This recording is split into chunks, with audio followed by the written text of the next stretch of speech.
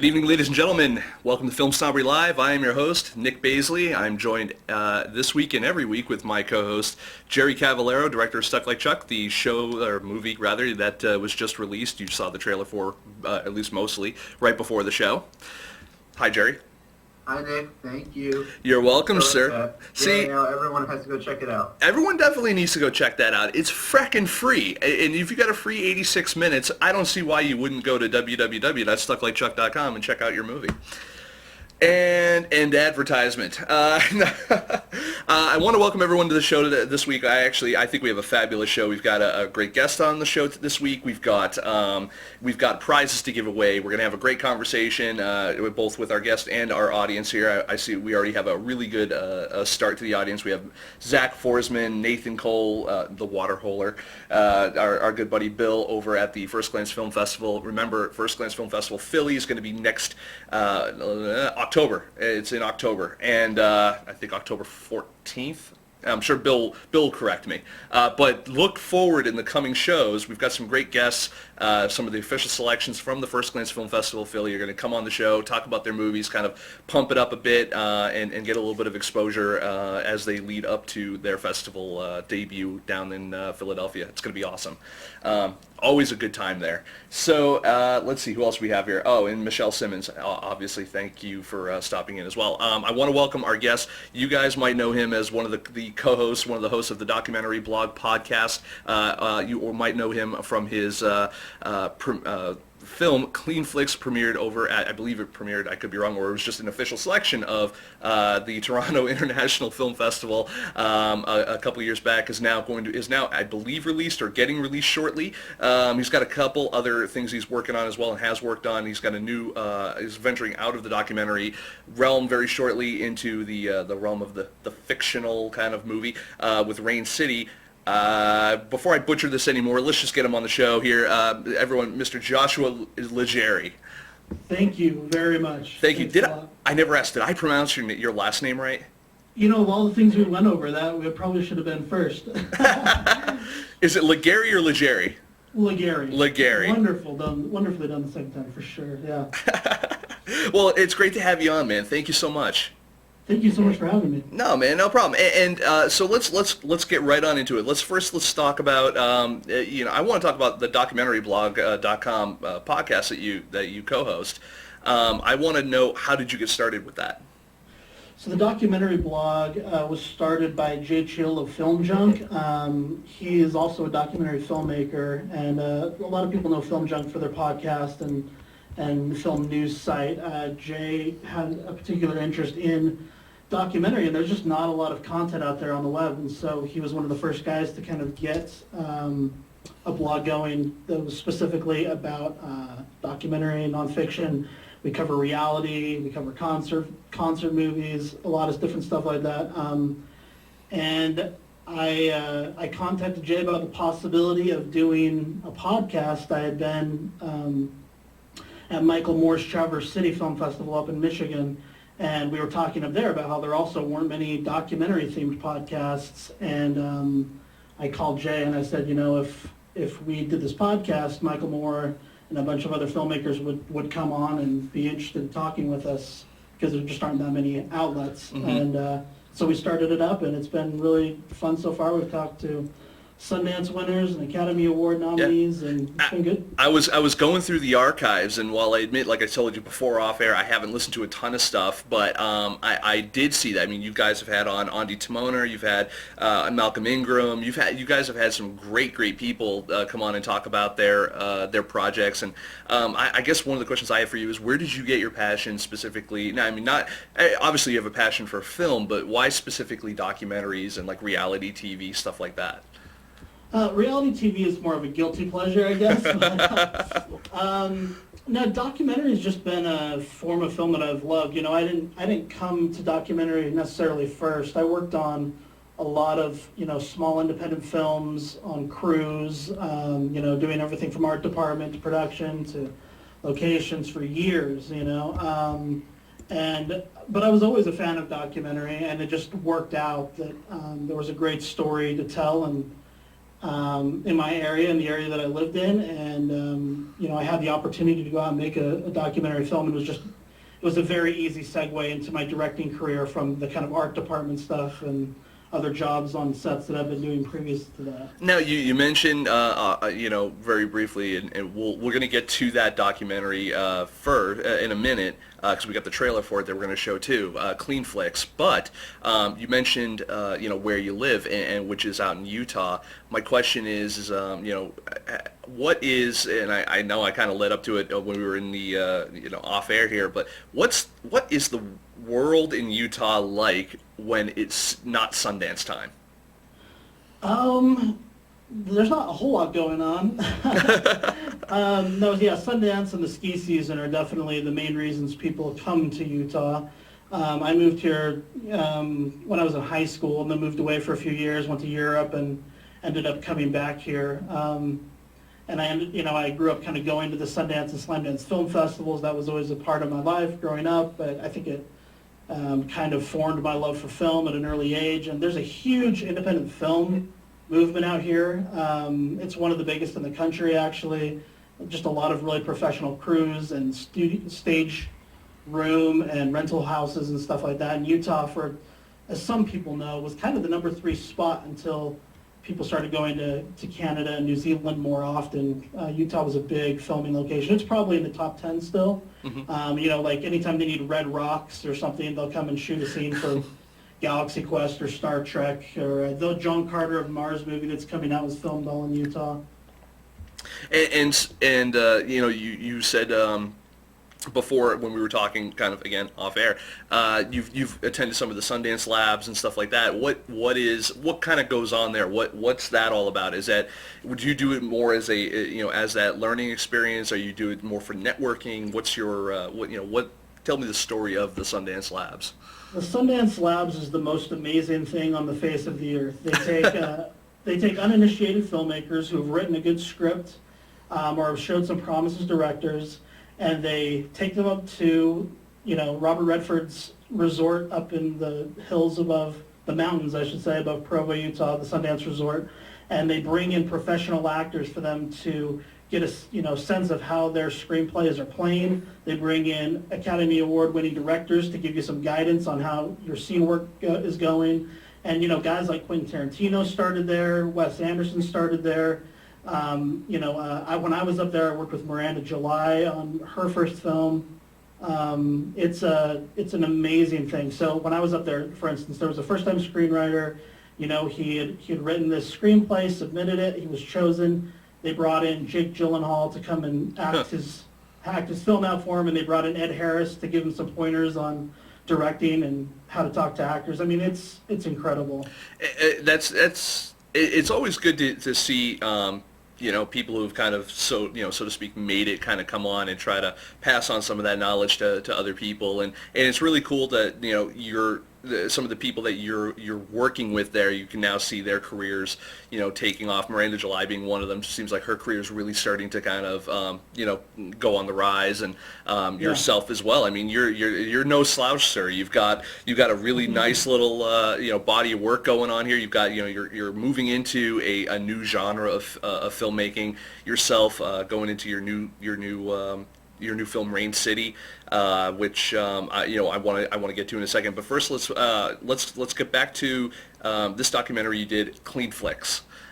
Based out, it's about. Why don't you tell everyone what it's about?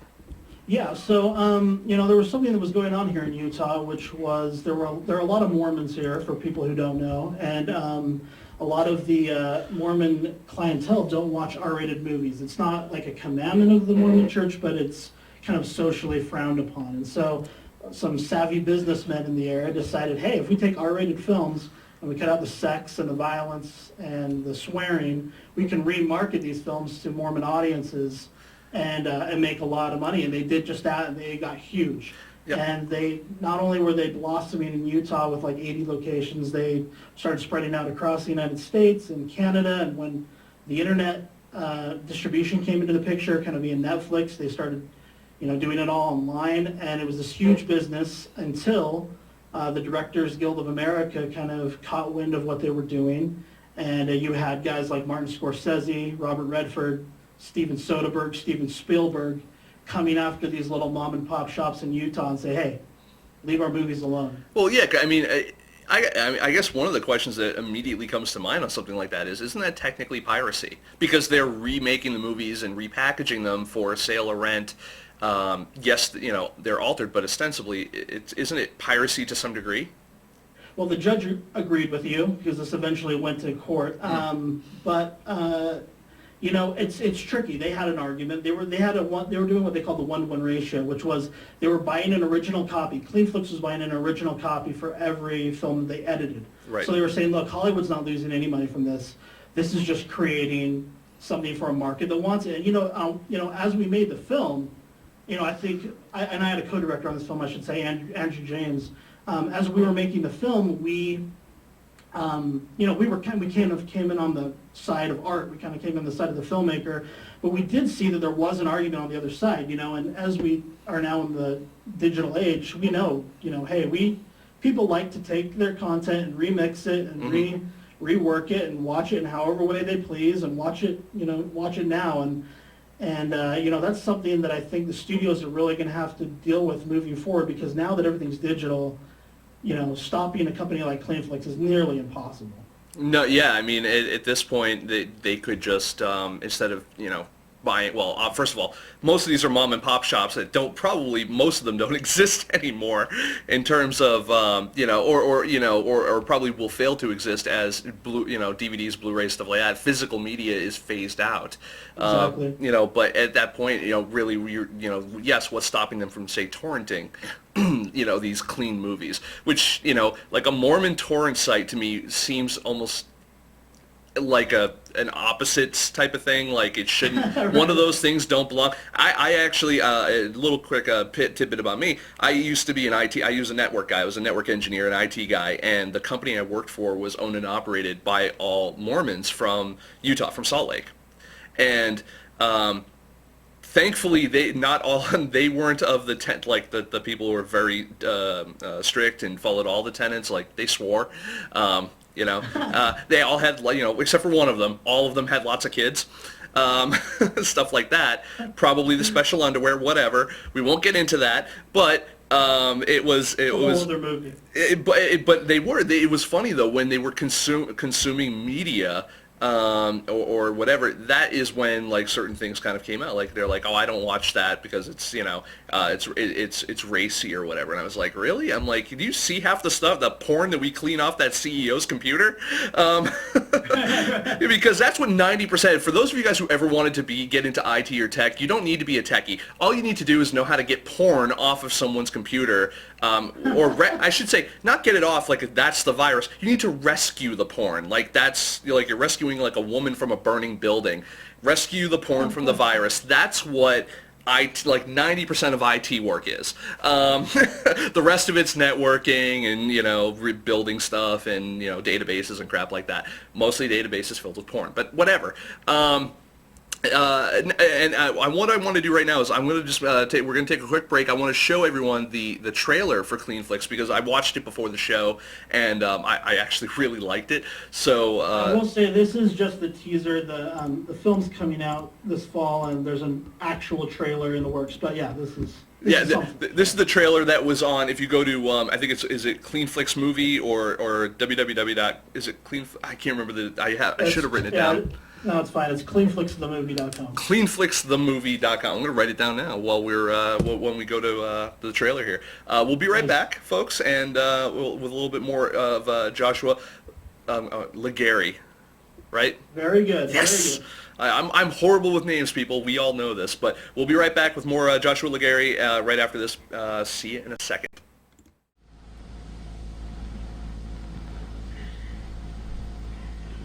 Forsake your sins. Don't see R-rated movies. And go no more after the lust of your eyes. For the mind through which this filth passes is never the same afterwards.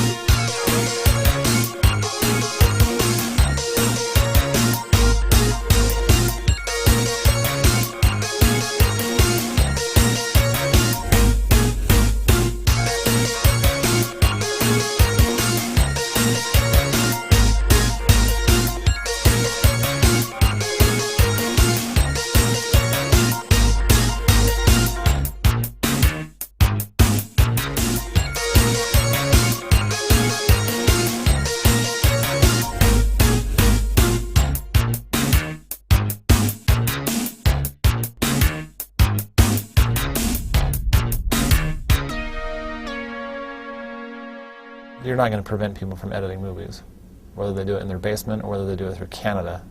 You're not going to stop people from editing movies. I bless you with the increased discernment to judge between Christ and Antichrist.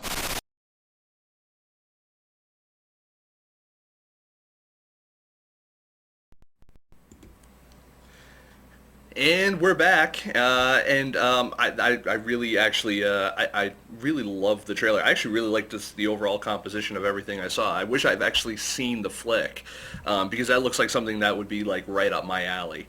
I need to get you a copy. I'll get you a copy. That would be great. I'd love to review it, even just for the site or whatever. But one of the things I also want to talk about. Let's talk about this. Now, did it have its premiere at Toronto in 2009?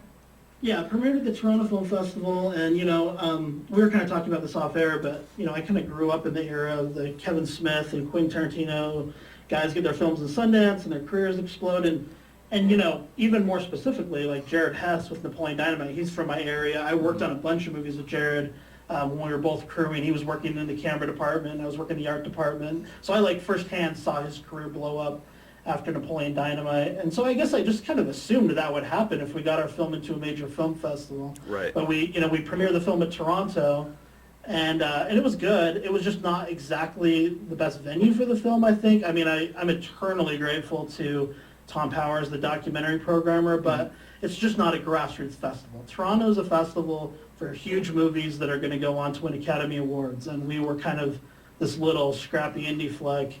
And I don't know, I just don't know if we were that audience's cup of tea. I think we would have been a lot better off at Sundance or even Slam Dance or something like that. But see, I know you're not taking on as big or controversial a subject as, say, like a Super Size Me or something like a Morgan Spurlock type of deal. But I mean, just judging purely from the trailer here, I would think that first of all, mainstream Hollywood would love you just purely because of the topic of the in the kind of overall aesthetic of what you're trying to accomplish with clean flicks.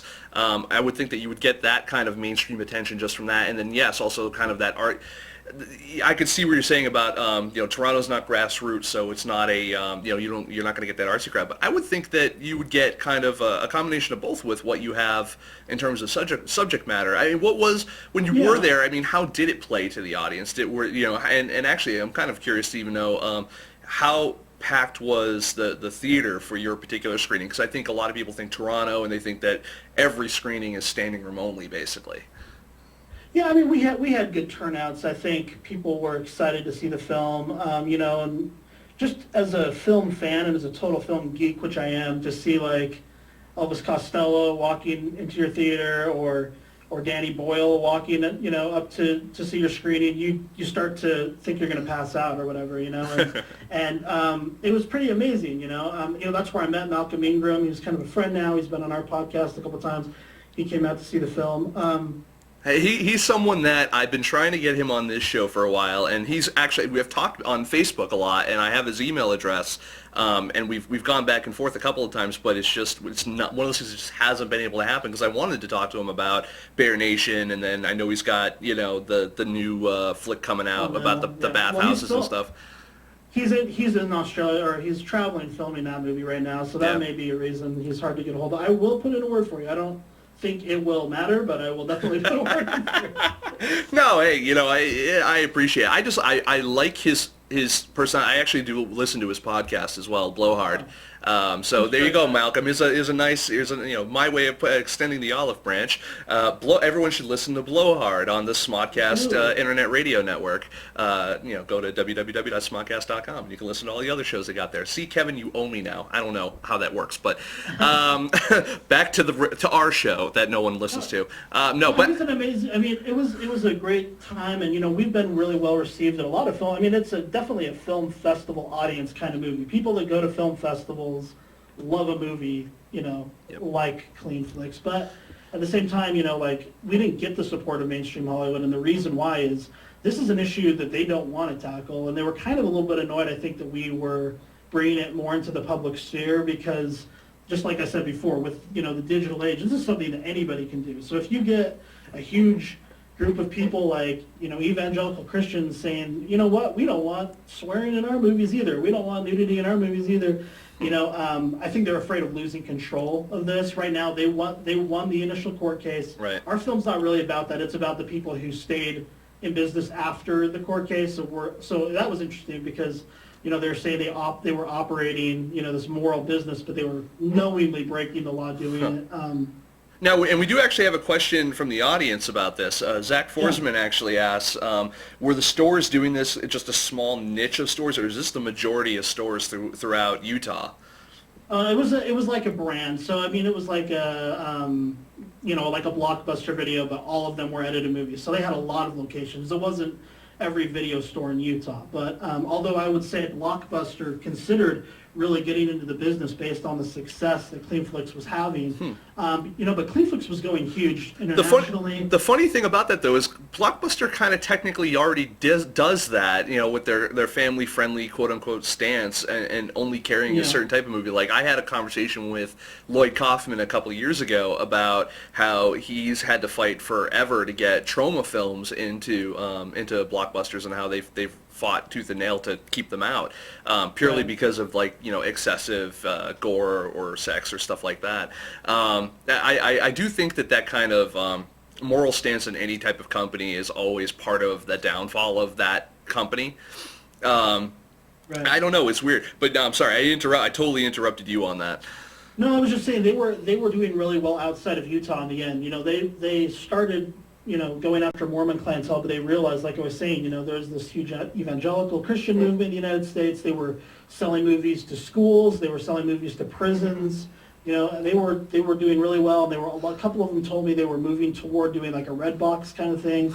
They actually have some up in Idaho, like edited movie little kiosks at the grocery store and post office and stuff like that. Yeah, we actually had a comment from Bill Ostroff, First Glance Film, in the chat room too. Said they've been doing this for years on airplanes as well. Which they usually don't. They're not gonna play like Basic Instinct or something like that on an airplane anyway. You know what I mean? But I will say that was another one of the reasons that Hollywood wasn't totally Hollywood. I'm saying in quotes, but Right. Hollywood wasn't totally excited about our film. Was that they do allow this for television, they do allow this for the airlines, but they don't allow it for consumers at home, which is this really weird thing. They've already compromised the artistic integrity in a way. Right. Why not allow the end user to decide what it is that they want to watch? And I think, one of the guys at the Hollywood Reporter told us when we were doing the film, he really thinks it's all about control, giving up, people aren't going to go and see it opening weekend if they know they can watch the edited version, a couple weeks later or whatever. So, and do you feel that as you mentioned, moving into the digital age, do you think that maybe not even just for this Mormon sector out in Utah and people that are doing this for claiming it's immoral or family friendly or however you want to say it, do you think that as we move more into the digital age that we'll get to a point where we will be able to basically, I don't know, for lack of a better term, self-edit our own media as it enters us? I mean, as of now, you look at even just something like a social site like Twitter. Okay, so a social site like Twitter allows us to block and unfollow people based upon rudeness or idiotness or whatever. Do you think that we'll get to a point with our media where, like we can, like a DVR, we can get rid of commercials, basically, or fast forward through commercials that we'll be able to now edit out? There's a company. This is in the film actually. There's a company called ClearPlay. They sell, and they got around the court ruling by selling a DVD player that has pre-programmed into the hardware, the ability to skip over swear words, sex scenes, et cetera, et cetera. So you put a little jump drive in, and it, for each film, and it tells you where it's going to skip. And it's essentially just a fast forward button or a mute button for your TV, except for it automates that. So you can put in the original DVD. You don't have to have an edited DVD. You can put in, whatever.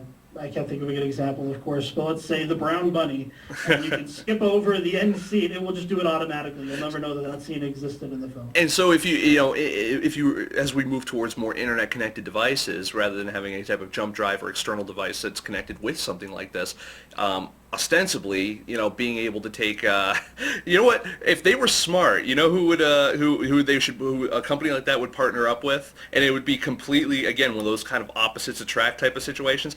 Mr. Skin. Yes. What they should do is they should because they have all the time. This is how many minutes and seconds into a movie you're going to see this tit. What they should do is they should partner up with like a Mr. Skin and say, you give us access to your, chronological library of nudity and sex and swears and stuff, and we will, we will use that as the basis for our database for how we will skip over stuff like that. It's really like a sleeping with the enemy type of relationship, and I think, but that's funny. I think that could work. You need to get on that, Nick. That's yours. That's mine. Oh, please. I've got plenty of other things that will never. I have plenty of other ideas that will never take off. I'll give him this one. But I want let's talk about your newest endeavor that you're working on right now. You're kind of getting away. You've done some reality stuff. You've done documentary stuff. You're working your way into fictional narratives with Rain City, which is that's what's coming up next, right? Yeah, well, I mean, what I will say is I'm always going to continue to do documentary, but when I got into film, it wasn't just to do documentary. I was working in fictional features for 5 years, and I always wanted to do that too. So I'm going to continue doing both. We've got a reality show that's going to be on National Geographic Channel this fall called Nights of Mayhem. Everybody can check out. But I'm also going to be shooting my first fictional feature, and it's a milestone for me. I'm excited to do it. What I realized, this is back to the lesson learned at Toronto, is just because I have a movie at a big film festival doesn't mean I get to go just have any career I want. I still have, I'm kind of pigeonholed in documentary in a way. So even though I want to do it, to break out of that, now I have to go make my first fictional film and break in that door as well. So that's what we're going to go do. We're going to go shoot a little no-budget film up in Seattle. It's kind of a film noir genre film, but it's going to have a naturalistic overtone, kind of in the, I don't want to say mumblecore, but I just did. But, it's going to kind of have that naturalistic feel, but with the genre element injected into it. Okay, and did you write this as well?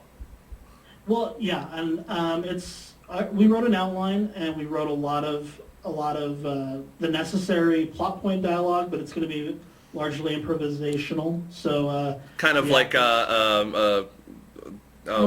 like there's a movie Hump Day or Yep. Baghead, Cyrus. These are movies that are kind of in the same wheelhouse as what we're doing. But what I'd like to do is take, what Tarantino and those guys did, Robert Rodriguez did, and they took talkie films like Slacker in the '90s and they put action and crime genre into it. We're going to do that, I guess, with the talkie films of our day. We want to throw some heavy genre into the mix. And I definitely think that has worked for people like Tarantino and stuff like that, when you kind of purposely, in an almost like an homage type of way, putting injecting genre into your movie in a very obvious manner. Right. I kind of like that.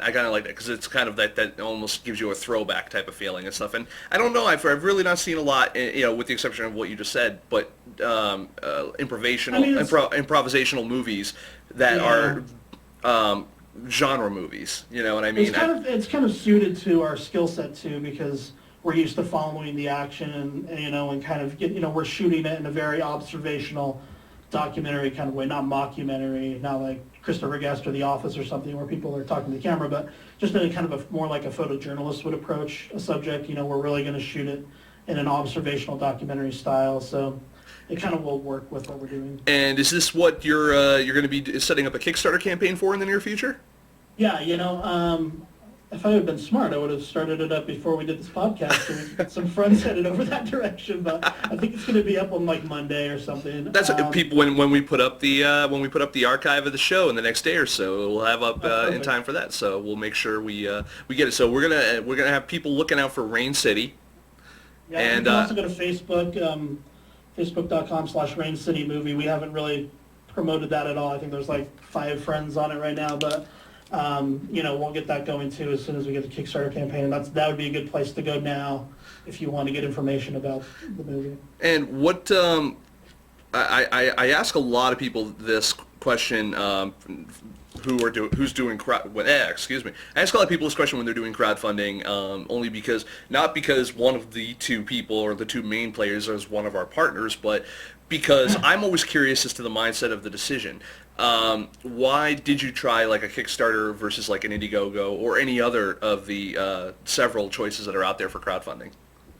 Indiegogo's great. I heard about Kickstarter first. That was kind of my introduction into crowdfunding, and I didn't want to do both. So I just guess I'm more familiar with Kickstarter. And I have no problem with Indiegogo. I've contributed to Indiegogo campaigns. I think they're great. But yeah, I mean, we went with Kickstarter, and crowdfunding was a choice literally based off of kind of what I was saying before. I can get a documentary project set up now. I mean, I've been somewhat successful in my career to that point, but really it doesn't get you very far if you want to do something different. You have to go out just as same as the first time and make your own way for it. So I guess we spent all of our money on the first documentary. We went in to do some reality work to kind of get some bankroll coming in, and now we're going to try to crowdfund this first fictional film. And hopefully that'll work out for us. Do you know how much? Do you know how much you're going to try to raise? Yeah, we're going to go $15,000 on it.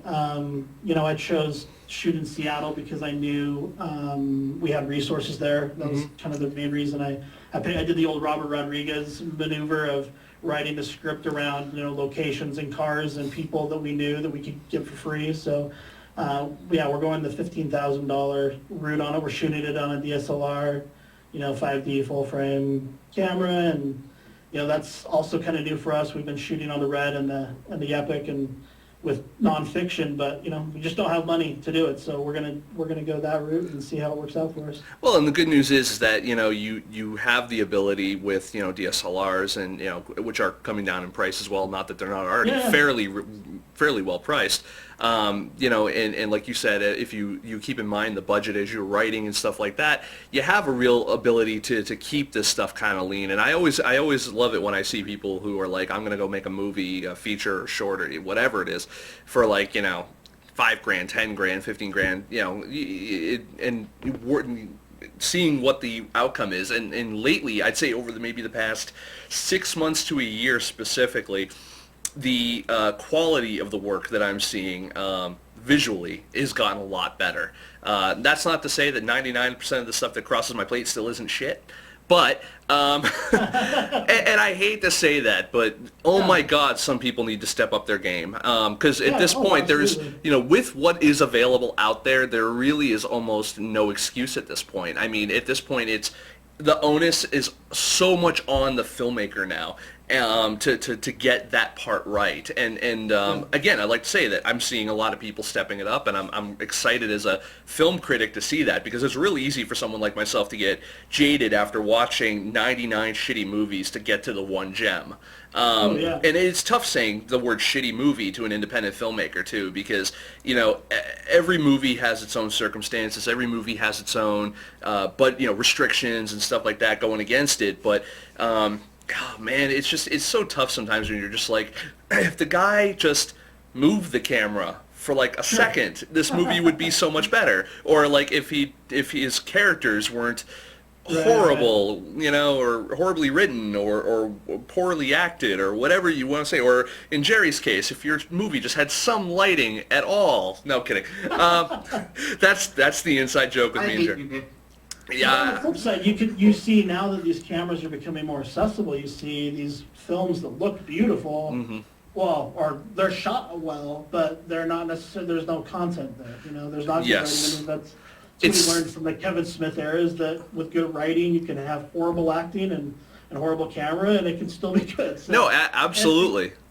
No, absolutely. And you can have bad lighting now, because with a full-frame DSLR, you can let enough light in to make it look good. Yeah, exactly. Then you just open up that aperture a little bit. But let's see. Oh, and it's I was just kind of checking around the chat room and stuff to see if we had any more questions or anything like that. I want to just remind everyone. I just lost my pen. I want to remind everyone in the audience, you can actually see more of Josh on Twitter. You can go to twitter.com/ it's Icarus Arts, right? Yeah, ICARUS Arts. That's the name of my production company is Icarus Arts and Entertainment. Yep, and so you can find them there. Again, you can find Rain City Movie more information on Rain City, Facebook.com/Rain City Movie. Look for it, please, on Kickstarter. Because he's trying to raise 15K. So start. You could be like Kelly Bundy. Start cutting out those Ks. See real obscure old Married with Children reference. We're, it's gonna be crazy, man. We're gonna be I'm dedicated to sleeping in a tent during Rain City so that our actors and DP can have a nice warm hotel room to sleep in. We're Nice. putting every penny on screen. I'm excited for that. I like seeing it. One of the things, and I'll say this right now because I've said it off air to a lot of, mostly to Jerry, but to some other people as well. And I just wrote an article for another website about it. I kind of touched upon it. I don't know when it'll see the light of day, but it's really nice to have someone on the show that is exhibiting some passion for what they do and is engaging and interesting to talk to about what they've got going on. And I want to thank you for coming on and talking about it. And I want to congratulate you too because Cleanflix has distribution, right? Yeah, it's going to be distributed by United Films in the United States this fall, and then there's a lot of if you're in the UK or whatever, we've got UK distribution and a lot of other English-speaking countries. At this point, there's not a lot of English-speaking countries. I was going to say you just covered the big two. Let's just say we've got all the English-speaking countries done at this point. You got South America, Australia, New Zealand. Don't forget Canada, my friend. I don't forget Canada, believe me. They, although I do still blame them for Alan Thicke and Bryan Adams, but we'll let that go. We'll let them watch your movie. But no, I want to thank you for coming on. I want everyone to make sure they go check out the documentaryblog.com, listen to the Documentary Blog podcast that our good friend Joshua here does co-host. They've got some really good guests that blow mine out of the water, Joshua being the exception there. Because obviously they know how to get the good guests. I don't. I'm just like anyone, Bueller. But I see that Waterholer just added Cleanflix to their Netflix. Saved it to Netflix. Thank you very much, Waterholer. Nice. Oh, and we did have let's see. We have one more question here in the audience. It's from Rachel. I don't know how to say her last name. It's Rachel Tilley, maybe, or Telly. I don't know. Can Josh talk more about the basic storyline of Rain City? Yeah.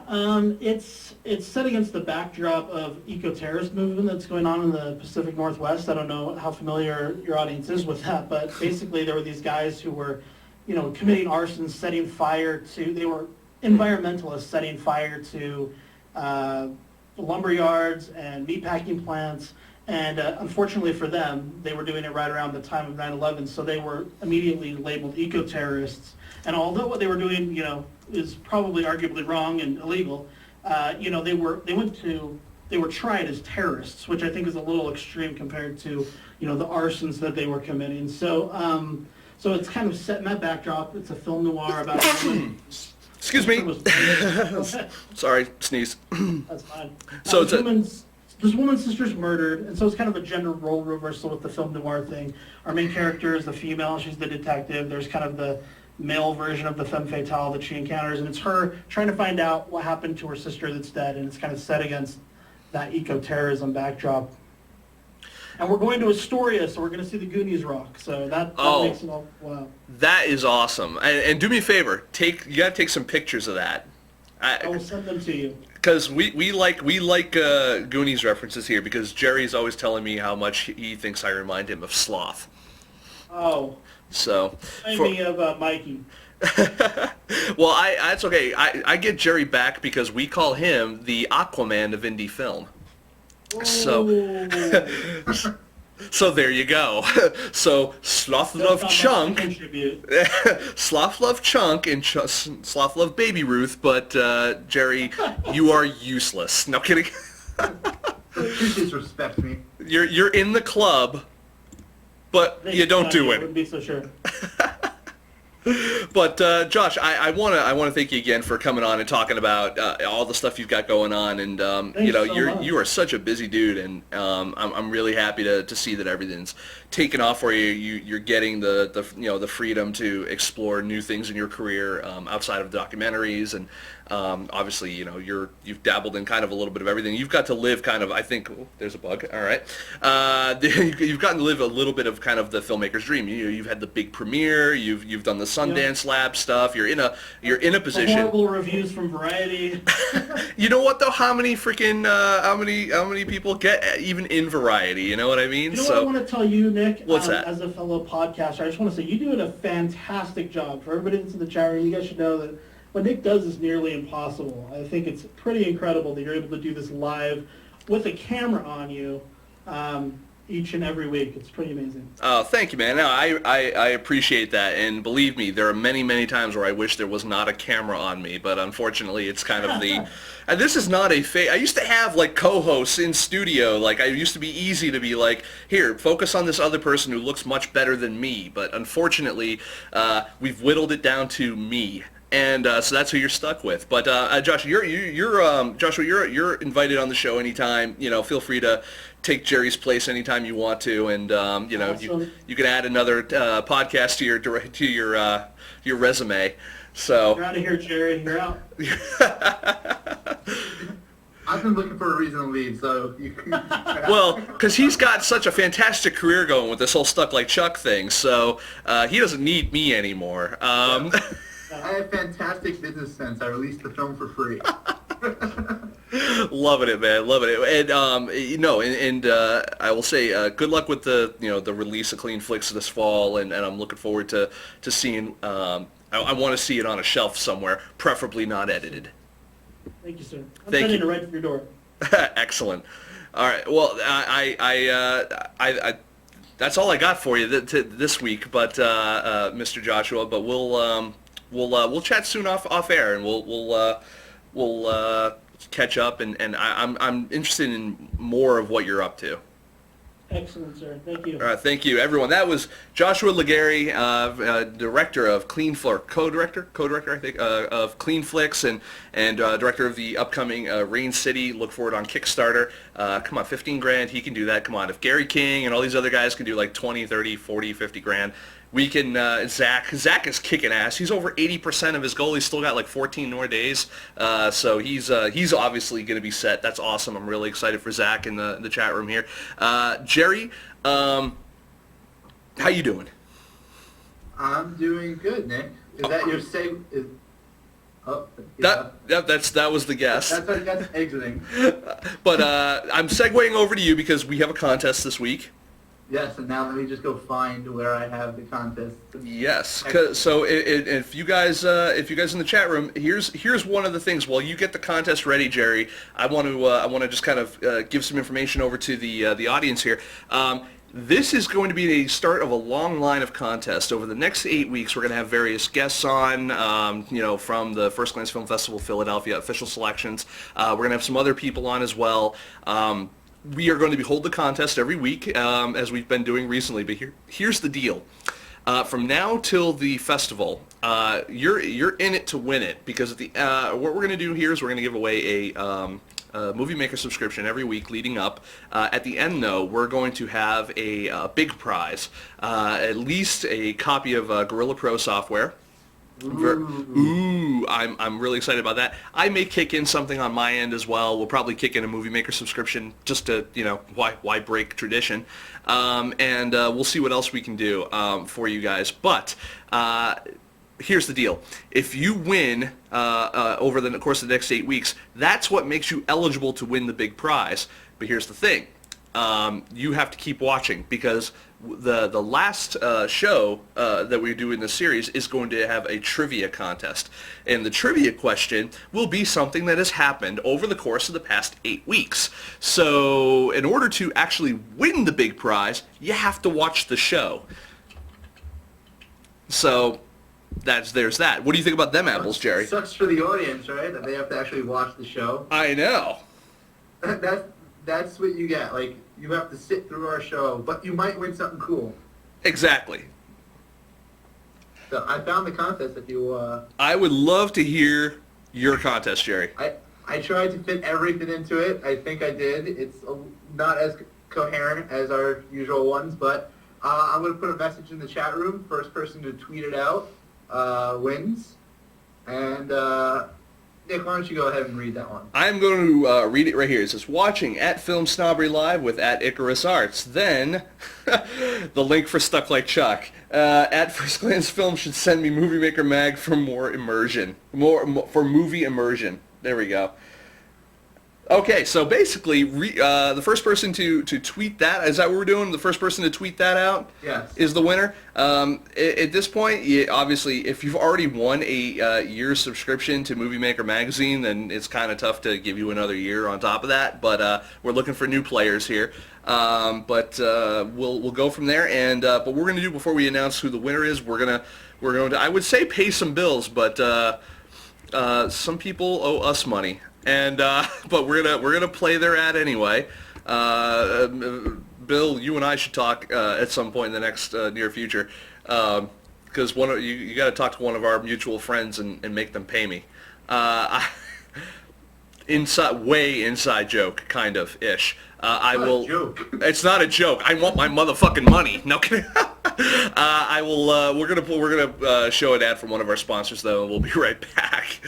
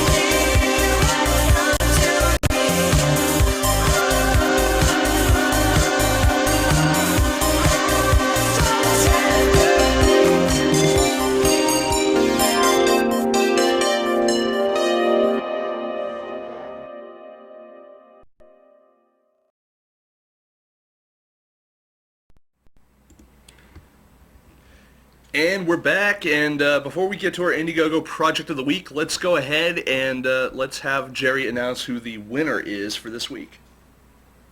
Big congratulations to Zach Borsman.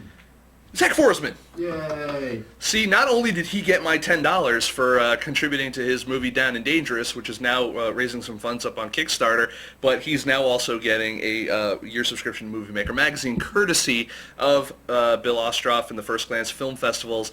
Go ahead and check them out over in Philly and in October, and then again over in Hollywood. Their call for entries for that is open right now, actually, for Hollywood. So, and I've been to both, and I gotta tell you, good stuff both ways. People can say anything about film festivals all they want. I will say, in terms of the First Glance Film Festivals, one thing that Bill has got down really well is, God damn it, if he doesn't pick some good selections of movies. You can say anything about the size, the locations, any of that kind of stuff. Not that they're bad. I'm just saying in general, like compared to larger festivals that have multiple venues and all this overhead and all this other kind of stuff, which is not necessarily the way to go in my opinion either. But the one thing that he has above most of the festivals I go to is just a really solid lineup of films, and I'm always happy to plug that. I want to go ahead now. I want to talk about our Indiegogo Project of the Week. It's Clowning Around. I actually, and you guys are going to forgive me, I'm going to be way disorganized on this particular one. I picked it because the gentleman who I know actually is doing this is on Twitter. He's been really trying to plug it. He's been doing some kind of clever stuff, like talking I've seen him talking about like the Joker and other like Bozo the Clown and all these other kind of stuff, kind of trying to tie in his fundraising campaign with. Oh God, I got mosquitoes in here and bugs and stuff. And anyone who knows me, I don't like bugs. Trying to tie together his movie with other things that, conversations and stuff like that, and engaging in people who might not be aware of what he's doing. I'm kind of into that. I'm just going to quickly look up his flick on Indiegogo now just to get a little bit more information. Let's see, clowning around. Okay. It's called Clowning Around. They're trying, here we go, real easy to find. It's Damien Cullen is the director, and they're trying to raise $7,500, and they're actually a lot of the way there. They've got 8 days left, though. Now, the good thing with Indiegogo is that even if they don't make their goal, they're going to walk away with some cash, so that's always good. But they're at a little under $5,000, so they're $4,843, really kind of odd number to be at, but they do actually have donations starting at $1. And it goes all the way, let's see, donations for the perks and stuff like that go all the way to $800. So, that's not bad. They kind of have like even a breakdown of like, this is how much they are going to allocate for food. This is how much they're going to allocate for camera, lighting, all this other kind of, even insurance. They're including insurance, something that so many filmmakers don't do.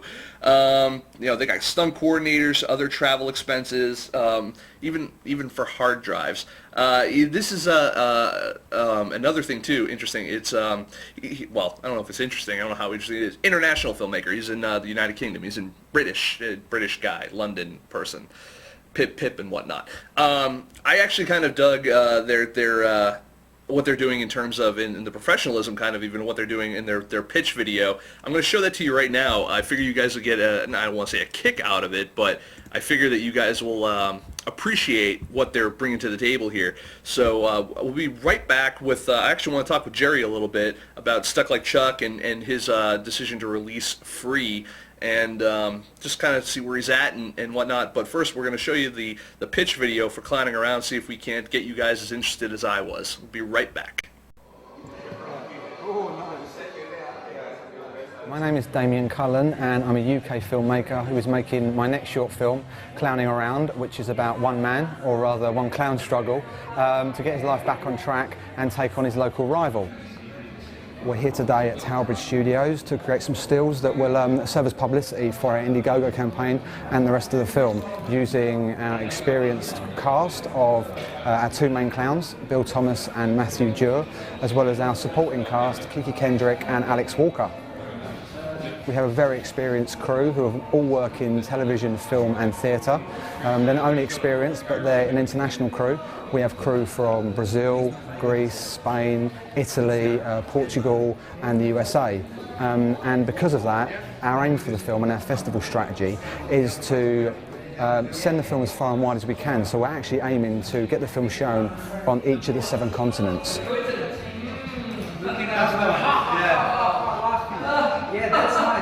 As for me, I've been making short films solidly for about 6 years now. I've directed 2 and I've also produced 8 others, all of which have been of very high quality and shot on Red, 35mm and HD cam, and been screened in Europe, Asia and the Americas. The reason we're trying to get the film funded via Indiegogo is A, we want to make as big a noise about this film as possible and show the quality of the film and all the hard work that everyone's putting into it through the online community. And B, I love talking about films as a filmmaker and the process I'm going through, all the things I come up against and every step of the process of making a film. As well as the Indiegogo page, we're going to have a Twitter campaign, we're going to have a Facebook page, we're going to have a website that will be a base for all the traffic about the film, and also we're going to have an online forum on the website in which backers can not only interact with us, but can interact with each other about the ideas around the film and the process. If you're looking through the Indiegogo campaign or anything we're doing and there's something we're not providing or you want to see a different part of the process, then let us know and we'll do our best to put that up for you. The aim is obviously to create a highly entertaining, visual and very engaging film with a real human story at the centre of it. But what I'd love most to happen with this project is the idea is to sit in a cinema or online with people and all kind of sit back and watch what we've created. That's why my production company is called what it is. It's called Something From Nothing, because that idea of you have an idea in someone's head, and then you write it and you rewrite it and you develop it and collaborate, and after so many months of hard work, eventually you have a living, breathing film that everyone takes a lot of pride in. So that's kind of why I really want to go down the Indiegogo route, and that's my ultimate dream for this project. And I really hope you'll join us. I hope you'll join us on Clowning Around and help us make something from nothing.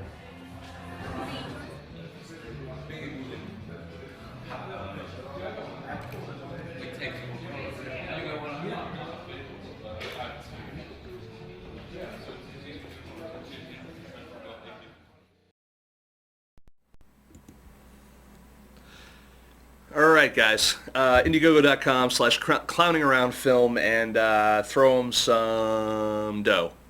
Now we're back. I want to go talk to my co-host, Jerry Cavallero. Hi, sir. Hi. How you doing?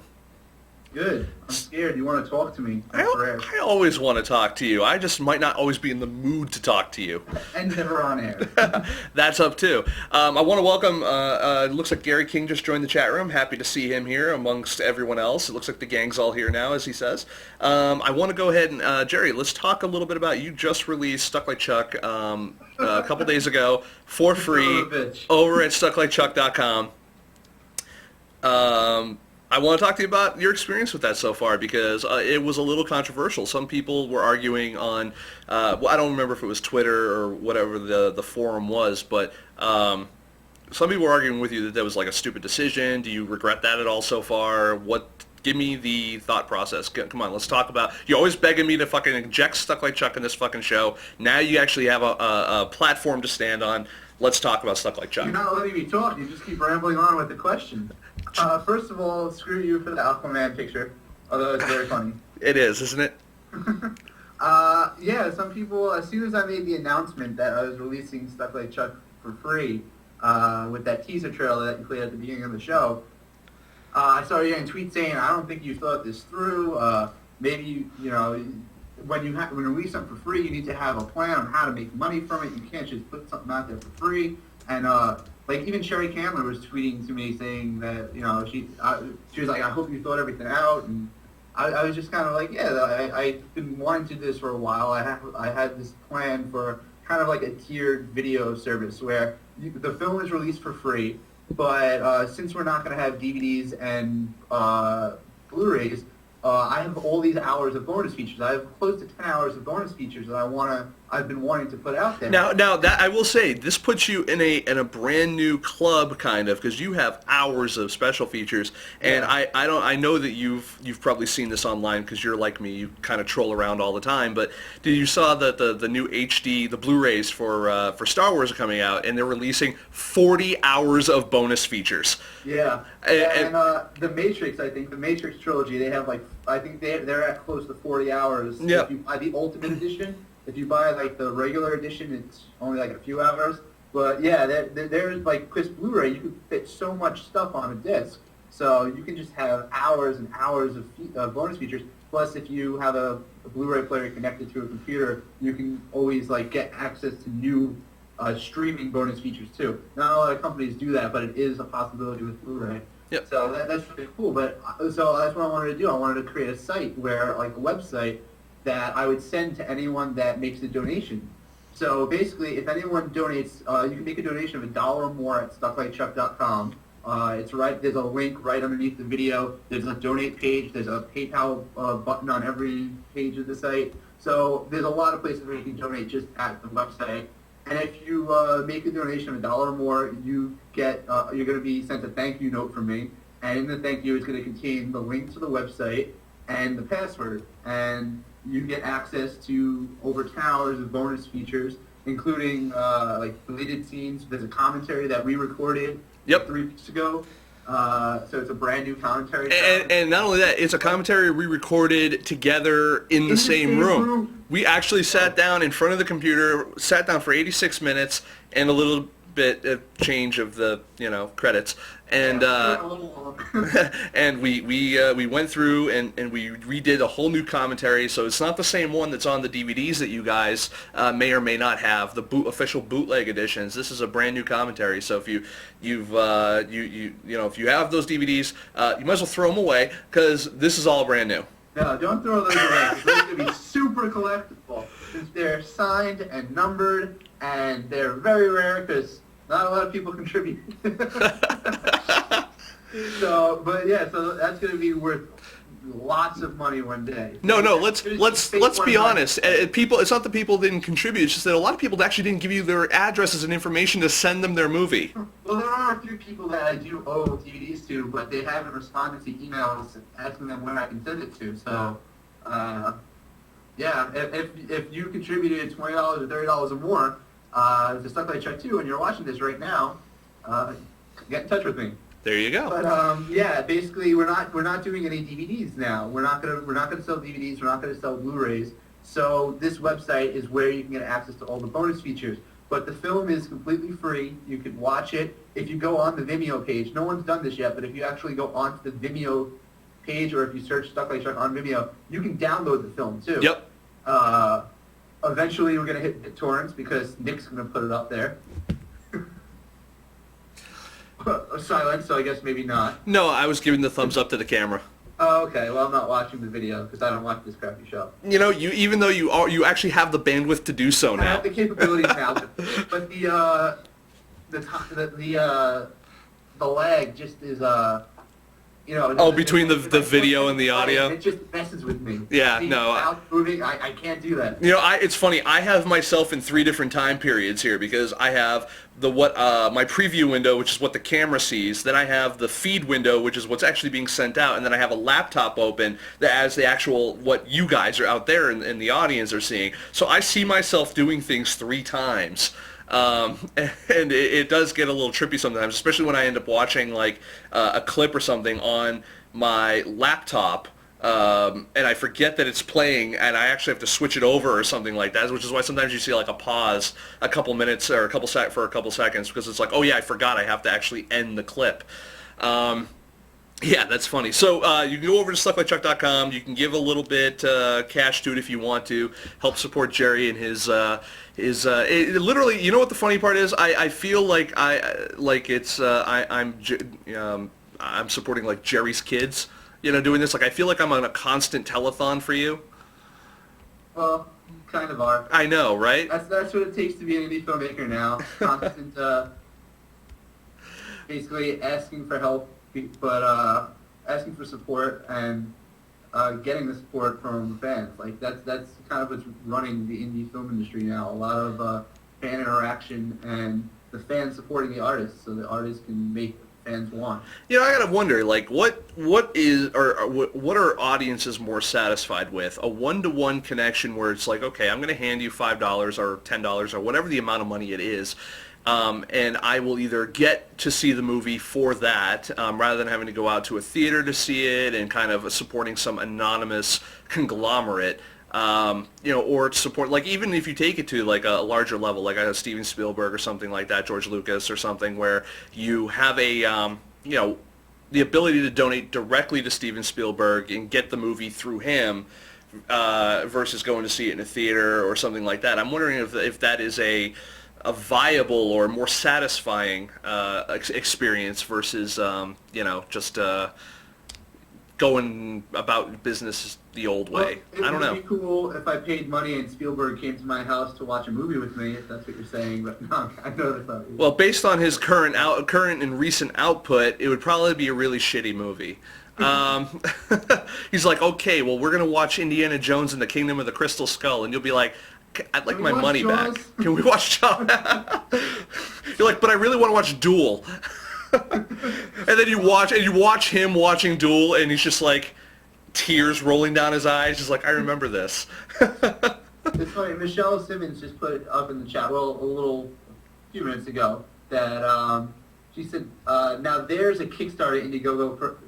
Okay, the chat just went down, so I got to go back up. Let the High Roller record an alternate commentary. that was one of the perks of Stuck Like Chuck 2. Yep. No one did that perk. Nope. But the perk was that I would call you up on Skype. We would watch the movie together. I would record a commentary with you, and you could choose to release it or keep it for yourself. Yep. And that was one of the things that we had. So it has been attempted before. But maybe with a filmmaker that's more engaging, that people would like to talk to and have a commentary with, it might work for them. I feel bad for Jerry. As much as I give him shit, I do find him to be relatively entertaining most of the time. 60-70% of the time. Thanks, Nick. Michelle actually just put, I know I didn't have the money at the time, Jared. Yeah. Yeah, I kind of figured that you were just posting that because you knew I did that. Because she's always been a really big supporter of me, and I really appreciate it. So thank you, Michelle. And thank you to everyone else in the chat that's always been supportive of me. And I'll especially mention Nathan Cole, because he's been bugging me like crazy, saying that he's my biggest fan. Jerry's having a moment right now. And actually, I don't think he's your biggest fan. His son is your biggest fan. No, that's Jake Stetler. You sure? Yeah, with his son Caden. You're right. Yeah. Either way. All right, so then both of them can have it out to find out who the biggest fan is. They'll have to battle you. I apologize, Jerry, that I don't keep it. Right away. I don't keep. He doesn't have it. I don't keep track of who your biggest fans are. I barely keep track of mine. That's kind of arrogant of me. Oh yeah, I think he's your biggest fan. No, actually, my biggest fan is this person.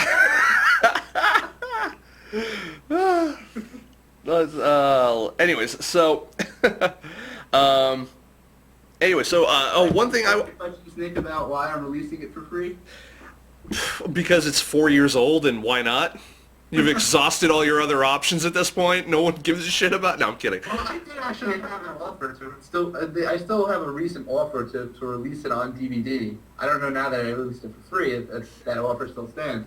But I just didn't like what have been offered to me, and basically it was like, you're probably never going to make any money from this.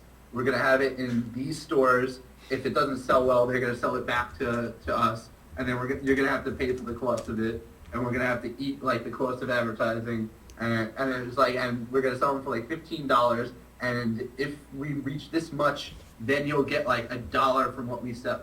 And I was just like, this is ridiculous. Basically, all my fans, the few fans that I have, will have to pay for the film. I probably won't see any of that money. The fact that the film's going to be out there in like only these select stores, and the fact that like Best Buy and Walmart, they're condensing their physical media aisles just because physical media is like dying out, and there's not room on store shelves for indies, so it's going to be all Hollywood stuff. So you're competing with that if you even get store shelf space. So I was just like, I'd rather just put it out there for free. And if someone really likes it and they want to support what I'm doing and want to see me do something else, they'll throw a few bucks my way, and then I'll reward them by giving them access to more bonus features than we can even fit on a DVD or a Blu-ray anyway. So that was basically my entire idea behind why I'm releasing it for free. And I don't know if it makes the best business sense, but at this point I think it's what's best for the film. And at the end of the day, I would say that that's probably a better decision than anyone else could possibly give you on that one, myself included. And I early on was a bit hesitant about your decision doing that. And now, I did take some time to think about it. I was like, I'm not going to lie. It's probably not a bad idea, given the age of the flick. And yeah, you're right. You have fielded some offers, and you're working on some other stuff. I think that even having that movie available, that people could actively see it as part of a, if you want to call it a demo reel or whatnot, it can only work to your advantage at this point. You know what I mean? As long as people aren't hiring you to be some sort of a grip or a lighting tech or something like that. We want you to do the lighting in our film. Yeah, I'm hoping that someone watches it and it's just like, wow, I'd love for this guy to write a script for us, or I'd love to see what this guy can do if I throw some money at him. So, and I don't mean that, and will he go and strip if I throw money at him? I'm just as captivated by the Aquaman image as you are. I really am. Well, between that and the chat room, which is where we're all basically collectively saying that we're going to make sure that our collective progeny hates you in all shapes, sizes, and forms. I've gone on record in the chat room as saying that I've taught my sperm to hate you, collectively and individually, to the point where it could almost be considered a hate crime. Why, so all future Baisleys will be like, let's stay away from the Caballeros? Absolutely. Like, I really want to get like a War of the Roses thing going on here, but just way more nerdy. Like instead of like guns and shit like that, I mean, it's literally just like forum fights. Yeah, we're just like, we're posting internet memes of each other. Exactly. Hey, first of all, you started it way back when with the Cartman thing, although I think that was more of a Jeff thing than you. I didn't do that. You laughed, though, and you were a party to it before I was. I laughed at that, and then that led to an all-out hatred of me. You and everyone else that laughed at that. But, Well, I still say that one of the best moments of our trip to Orlando, the Orlando Film Festival, was when we were shopping for discount Halloween candy in Target, and there was a bag of Baby Ruths, and I tossed it to you. You gave me the saddest look in the world, and then you said, fine, but this is the only time I'll ever do it. And then you went, Baby Ruth? And I still, that was one of the highlights of that trip, which is kind of sad. Yeah. Like, I know. Like, you knew exactly what, like, when I tossed it to you, you knew that that's what it meant. Jerry, I hate you so much. I know. Aquaman, you're the worst. No. I should just like come up with an Aquaman voice for the show so we can start doing like... I like how you were just kind of like, I know. Like, you're really just like very almost... the dirtiest, worst Aquaman ever. Because you either have to play it like really... Yeah, there you go. We're horrible fucking people. I would be more like Merman than Aquaman. I love fish. Like, I love indie movies. For all of you in the audience that are watching this that are totally disinterested, You have no idea what's going on. this is now. for us. This is okay. This has nothing to do with you. We would be doing this if you weren't watching. I do want to go ahead get the show a little bit back on track. One more thing that I want to say, I've got a couple things coming up. Be on the lookout. Our August newsletter is going to be hitting your email inbox soon. If you haven't signed up, there's actually a way to, you'll notice there's some tabs down at the kind of second half of the screen here. One of them says subscribe. You can actually get Film Snobbery in your mailbox there, so go ahead and you can plug in your email address there if you haven't already. So we'll have some stuff there. We'll be talking a little bit more about what I've got going on. I want to give a shout out to the good folks over at Focal Press, and specifically my buddy Tyler Weaver of Whiz Bam Pow fame. He just actually got a book deal with Focal Press, writing about comic books and the medium of comics in both film, animation, and all that kind of stuff as well. So real happy to hear that from him. Him and I are actually supposed to take a trip next week down to the Sidewalk Film Festival in Alabama, but because of this news and some other stuff he's working on, he's not going to be able to go, so I'll be going solo. That also being said, if anyone out there is going to be in or around Birmingham, Alabama next week, I'll be at the Sidewalk Film Fest. I'll be doing a panel called I Love You, But I Want to See Other Movies. Very kind of similar to what I did at South by Southwest with Your Baby is Ugly, a little bit, more of a less of a kind of a quote-unquote panel, more of like a workshop, really kind of just a discussion with filmmakers there about what they're doing with their films and how to evaluate them a little more honestly than they have been in the past. So we're going to talk a little bit about that, and then I also want to keep you guys posted in the very near future over at www.masteringfilm.com. I will be a contributing author, writing some articles over there for them, and I'm really excited about that because that is actually a subsidiary of or owned by the folks at Focal Press, which we'll see where that relationship goes. Read between the lines. So I want to thank everyone for coming to the show tonight. We've got some great guests lined up over in the next couple of months. Some of them haven't been announced yet. Some of them will be announcing very shortly. As we lead up closer to the First Glance Film Festival, we'll have a lot of those official selections on. We'll also be having, let's see, in the wings, I can announce a couple. I believe we just confirmed Tiffany Schlane to come on the show. I met her a couple of years ago. She's the creator, actually, of the Webby Awards, but also she has a new movie that's coming out. It's going to be around in various major cities very shortly in the next couple of months. And we also have from the Venture Brothers, Dr. Venture himself, James Urbaniak, is going to be coming on the show. We're nailing down a date with him, but he's coming on at some point. And we also have, I've got some other traveling stuff I know I'm going to be doing in the near future. Obviously, October I'll be at First Glance Philly. And I've got so much more stuff coming up. My brain is ready to just explode. That's really all I got at this point. You can follow us over at twitter.com/FilmSnobbery. Follow Jerry over at twitter.com/GetStuck. Go watch Stuck Like Chuck over at www.stucklikechuck.com. Obviously, you can go to FilmSnobbery.com every day for new reviews, interviews, stuff like that. You can go catch us here at Film Snobbery Live every Thursday, 10 p.m. Eastern Standard Time, 7 p.m. West Coast time. And we also have one big announcement. For those of you guys who don't know out there, Chanel James is actually joining the crew here at Film Snobbery as actually our Director of Sales and Marketing. So, yay! Very happy to have her on. She's a film producer. She's also she's done a lot of other work in film. She's on Twitter. Can't remember her exact Twitter handle at the moment, but she's going to be joining us in the next week or so. And basically, what she'll be doing is she's going to be responsible for getting me booked at different places, bringing in and curating. I don't want to use the word curating, maintaining and creating relationships with our existing sponsors and new sponsors, and overall just kind of, bugs.